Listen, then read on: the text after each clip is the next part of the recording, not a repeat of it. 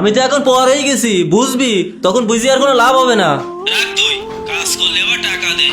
বাবার কিস্তির চাপ, শ্বশুরের সন্দেহ, বইয়ের খিচুনি মার্কা কথা আর সহ্য হয় না ভাই। মেয়েটাই নষ্ট করেছি, যত সব বিয়া দেবে সাথে বিয়ে দিয়ে। আমি চলিলাম, আল্লাহ হাফেজ। কাজের ভিতরে আবার কে ফোন দিল?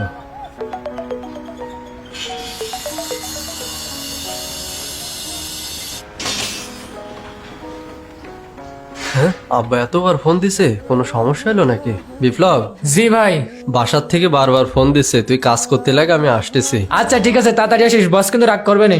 আচ্ছা ঠিক আছে।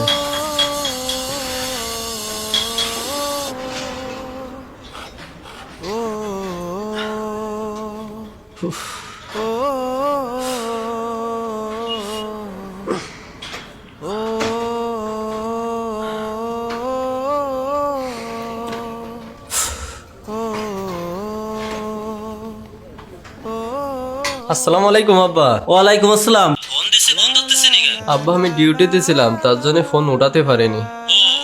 আব্বা তুমি ভালো আছো? ভালো, তুই রাখলি কই? কিস্তি এলে বাড়ি এসে ধমক দিয়ে যাচ্ছে, তোরে কি বিদেশ পাঠাইছে এই ধমক শোনার জন্য? আব্বা বস এখনো টাকা দেয়নি, 3 মাস ধরে পরিশ্রম করেই যাচ্ছি, বস একটি টাকাও দিল না। ওইসব নাটক বাদ দাও, টাকা পয়সা তো তুমি কনে পাঠাচ্ছাও আমি বুঝি গেছি, শ্বশুর বাড়ি পাঠাচ্ছাও, শ্বশুর বাড়ি পাঠাই ওই জায়গায় জমি জায়গা করতে চাও। সব আমাকে কানে আসে।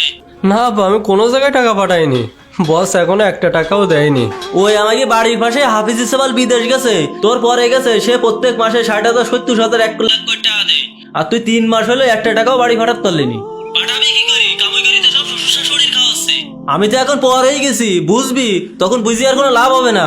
রাখ তুই, কাজ করলে আবার টাকা দে।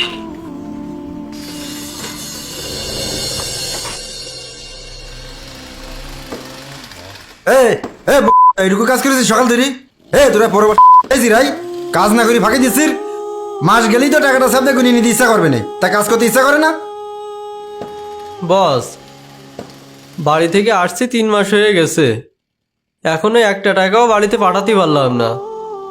বাড়িতে কিস্তির লোক এসে বিভিন্ন রকম কথা বলতেছে, আপনি আমার টাকাটা দিয়ে দেন, আপনি আর আমার কতদিন ঘুরাবেন? তুই টাকা পাবি তো টাকা দেবো, বেশি টাকা টাকা করলে আমার প্রজেক্টে কাজ করা তোর দরকার নেই। তুই অন্য জায়গায় যা, তোর মতন লোক এই প্রবাসে এখন অভাব নেই। তুই কাজ কর, সময় হলেই সব টাকা পাই যাবি নি। আমি জন্য আসি দেখি সব কাজ হয়ে গেছে। হ্যাঁ আমরা তো কাজ করবো, আমরা কাজ করবো না, আমরা তো রোবট। মাস শেষ হলে টাকা দেওয়ার নাম নেই।